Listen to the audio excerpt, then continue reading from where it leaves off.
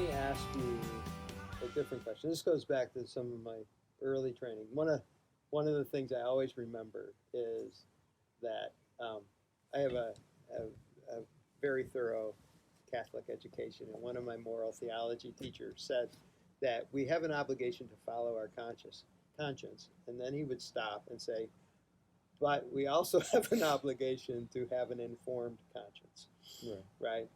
So, and this is, you say about having intuition and experience and trusting your gut in some way.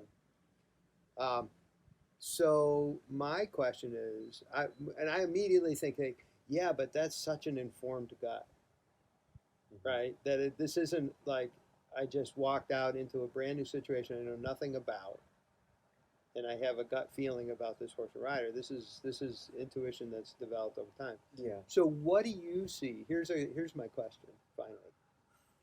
What do you see as the sources that you've drawn on, or things that you've incorporated, learned about, experienced that you think are important to inform your tuition and have allowed you to develop that base of experience that you rely So I break that down into the relational psychology between the horse and rider, the physical aspects, and the emotional aspects. So, cut from where I'm coming from, on. Mm-hmm. in terms of the relational psychology piece, there I've gotten a lot out of the natural horsemanship, the California vaquero traditions. Mm-hmm. Even though I've not trained bridle horses or roped in California, Mm-hmm. those teachings are really, I find, very helpful in understanding how to navigate a relationship with a horse based on the psychological, so how they're thinking, how they're relating, that we have relational pieces of environment, um, peers, so or herd, Mm-hmm. and in the human, so the horse can be relating, um, can be checking in with us as their leader. They can be checking in with their herd mates in the pasture. They can be checking in with their environment. Those are all pieces that regulate the confidence of the horse, but you need to be able to understand how they are reading those Mm-hmm. situations. Mm-hmm. That's incredibly important to me. Just having a sense. So I'm going to just stop you for a second. So, as someone who is closer to your beginnings, Mhm. um, where do you see that you uh, learned about that, about the psychology of the horse, about what I would call equine ethology, about how they experience, as best we can know, how they experience the world, social relationships, what kind of things come up in relationships with you as a leader, or not, depending on the situation, environment, and stuff that you're talking about. So my early foundation was not outrageously structured, but I spent hundreds of hours just being with my horses as a young child, and that I think that's a piece that I've undervalued a lot because it's not. I was never working toward the goals that I see as important now. Mm-hmm. But the experience on the back of my pony, roaming a PC pony, roaming around the yard, bareback and bridleless, the countless just constant miscommunication issues through my time with Rusty, all of these horses that I had as a kid, really, I felt, looking back, I feel like I didn't, I, that wasn't the direction that I would give myself now. Mm-hmm. But I think it was incredibly important for understanding at least getting to. I think it's more about familiarity with the horses themselves, and then Well, so this is a really interesting thing because if you ask somebody, for example, how did they learn to walk? they just They say, well, I don't know. I mean, because it's not a conscious process. right. It's one where there's this drive towards something. Some of that is hardwired. So there's reflexes that we have that generally have that are push us in that direction. And then there's social motivations and there's other things. But the way that develops is like almost it's unique, right? To you, your neurology, physiology, and stuff develops in that way. And I'm wondering if that's the same with the horses, that all of the miscommunications and stuff, that if we think in a training way, or oh, that was terrible and I did that, but it was kind of like running too fast and falling down. Right. Right, right. Right. Yeah, that's interesting. So that's the first piece that I think about for me, and then a certain degree of structure started to get added into my education, which the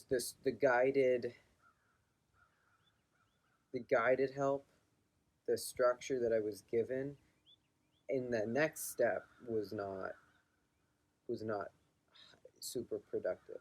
Hmm. So I got to a place where at first I was just spending time with my horses. I knew I couldn't get on and jump around a course like the kid in class with the ponies, and that frustrated me because it was like I wanted to be able to ride my horses, Hmm.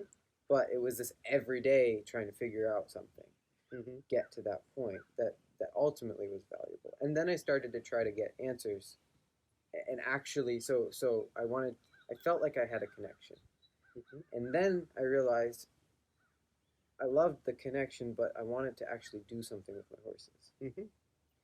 And then I started to get into fights with the horses regularly. And that's something that to this day really feels like shit. Hmm. So that this, if you want results, if you want to get somewhere, I don't know how I'm trying to phrase it. Not so much about like the machine aspect of making a horse do something, but just having enough of an understanding that when you give pressure, when you introduce pressure to a horse, that you can have a productive result from that Hmm. and do something with it. Hmm.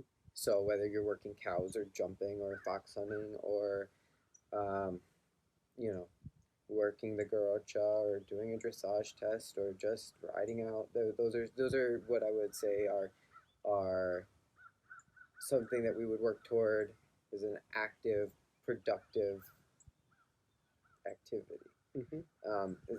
Mostly, I think that's when you look at the surface, that's the reason we are working with horses. Hmm. But when you start to get, I got to the point where I wanted to do those things, but what I was asking, the way I was asking, was not in a way that made sense to the horses. So it, like you were talking about the more leg, Hmm. you have a horse and me that we're not on the same page. We didn't have the same understanding, and then from an external source, we're adding pressure. Hmm. We're adding energy to this dynamic, Hmm. and every time what I would have is somewhat of a chaotic situation. Hmm. So and that's where I would get into. Arguably, I was working with a lot less dangerous, nuanced horses than I am today, Hmm. but was in a dangerous situation, for, 10, 15, 20 times a month more than I am now, Hmm. just because of we weren't understanding. So that led me to the natural horsemanship side of things, but less the produced relationship based natural horsemanship and more the cowboy vaquero process of horse development of training young horses and that structure. Um, And that's where I really started to get into awareness of the horse and myself. Mm-hmm. So realizing that a lot of the reasons I was hitting this wall was because I wasn't really feeling what was happening in that horse. And then being given some pieces that really were, I was able to understand that those things that I was experiencing when we couldn't trailer to a clinic and have I could not have a quiet horse. Mm-hmm. Anytime we left the property, originally when I was young, anytime we left the property, my horse would lose his mind the whole weekend. Maybe by the end we'd have Well, not the whole weekend, only when the mule only came when the in. mules came in. But that, for example, is something that I was just horribly frustrated Mm-hmm. with at the time. Sure. I had no answers to that. Mm-hmm. Mm-hmm. So later on, start to get into this relational psychology piece of it. So Mm-hmm. what is the horse actually thinking in that moment? Well, my horse has a lot of confidence in his pasture mates. Mm-hmm. He does not have a lot of confidence in me as a leader. So you change the environment, and he loses confidence in his environment and doesn't have his pasture mates. Mm-hmm. He doesn't look to me to resolve that situation. Mm-hmm. So you start to notice those things, and then I can take that. I learned to start to go to see those things and realize there are pieces, certain exercises, maneuvers, whatever, that I can actually do to apply to that situation before or to prepare for that situation that can actually tangibly change the outcome. Mm-hmm. And that's where I started to started to take those things that I would see but not understand Mm-hmm. and struggle with and realize that there are actually things we can do. Mm-hmm. And it's like an empowerment piece of Mm-hmm. that. Of there are active steps we can take. And then I found the classical dressage, and I realized that so much of what I was doing with horses was still based on this. We're not on the same page. I'm adding energy and I'm getting a chaotic result. Mm-hmm. And that you can do things on this level that you don't have this struggle. For so long, it was in order to get where I wanted to be, get the results I wanted, there needed to be kind of a fight between me and the horse. Mm-hmm. And so through the classical dressage, I started to see that there are people doing things and getting these incredible outcomes without this same amount of resistance and fight. Mm-hmm. And that really directed me. My most recent um, and most long-lasting endeavor has been in understanding the horse's anatomy and physiology and biomechanics. Mm-hmm.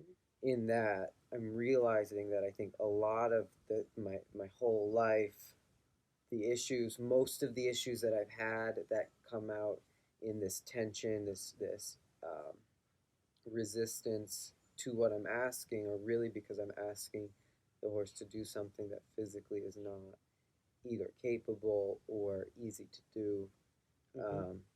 And the more I can feel their body, more I can understand their body, paired with those psychological pieces, I'm able to set them up physically in a way that we can decrease the amount of altercations and resistances.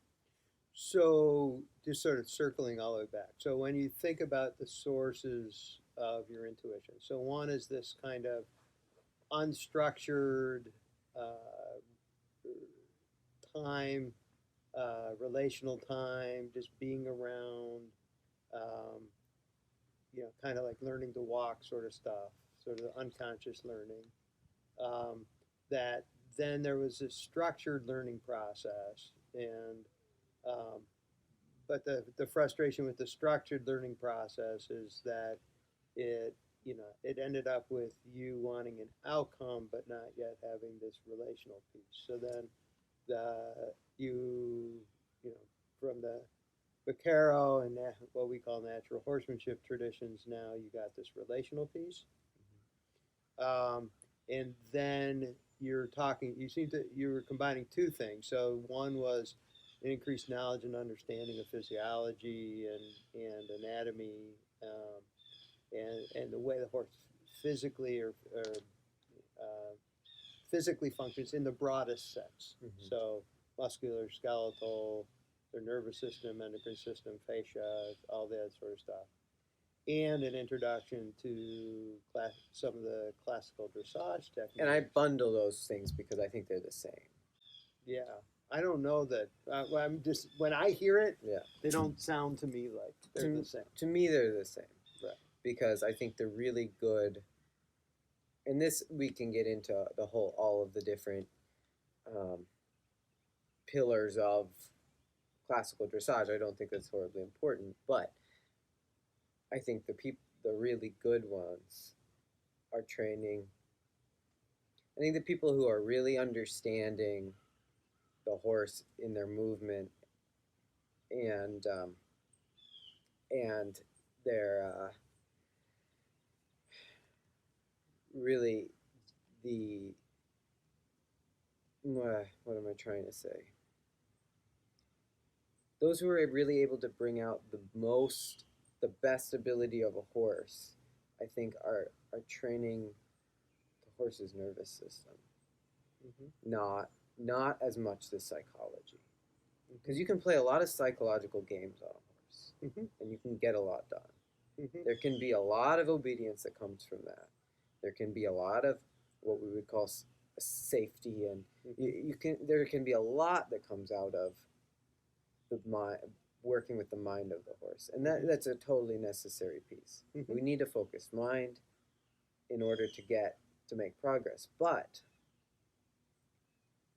the embodied nature of the mind, the intertwined aspect of the horse's thought and emotions with their body, to me makes it inseparable. Mm-hmm. So if you have tension in the body, you're not going to have a quiet, focused mind. Mm-hmm. If you're not, and vice versa, without getting that mind focused and creating a feeling of safety and relationship, Mm-hmm. you're not going to have a body without tension. Mm-hmm.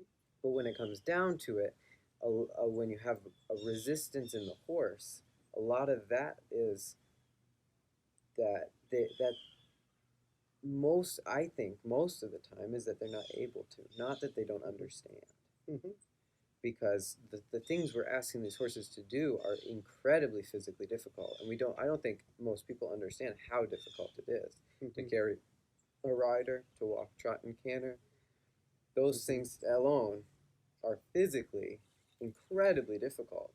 Mm-hmm. So to expect your horse to walk, trot, canter, and carry you for an hour a day without proper preparation, without really setting their body up to be supple and strong, these are just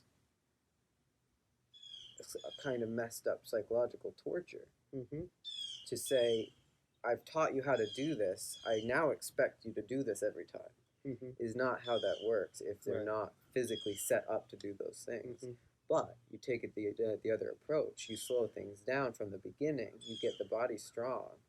As long as you have a horse that is rationally thinking and you work in a way that you have a good relationship, you don't have to play these if-then situations. Mm-hmm. If this stimulus occurs, you have to do this. Mm-hmm. You have a soft body that is receptive to your touch. Mm-hmm. And you can get through those situations quite easily. That's where I distinguish flip those. Okay. So, one last question, then we'll take a little bit of a break. Yeah. So you've talked a bit about the structure and the role of natural horsemanship and stuff, and what you haven't talked as much about what you've learned and where you learned about anatomy and that sort of stuff. So I'd be interested in giving people some perspective on what kind of learning is going into the way that you're thinking. But in addition to that, it's something that you and I talk about all the time. There's a difference between knowing something like knowing about anatomy and things like that, and being able, I don't like the word use it, but having access to it in the context of a relationship. So, for example, I know a lot of people who know a ton about psychology, neuropsychology, all that sort of stuff. Um, some of them would have some significant difficulty, interacting with and creating, positive, strong relationships with other people, right? So, how do you get from the knowledge base to how you can actually use it in developing these relationships with these horses and training these horses and have access to it in a way that's really helpful. I think that really all comes down to awareness. So, so when I learn something in a structured sense, in a classroom sense, I learn, let's say, I learn where the sternum is in the horse, and I learn what connects to it. That's great information. But then the next day I'm at the barn and I saddle up my horse and I bring my girth around and I jam it up in the billets and I hop on it and ride away. Of not incorporating those pieces that I learned. So I'm not thinking about. To make it simple, I just try to connect what I've learned in the classroom with what I'm doing in my day to day. So instead of just going about my same routine, I would say, oh, what I'm doing with my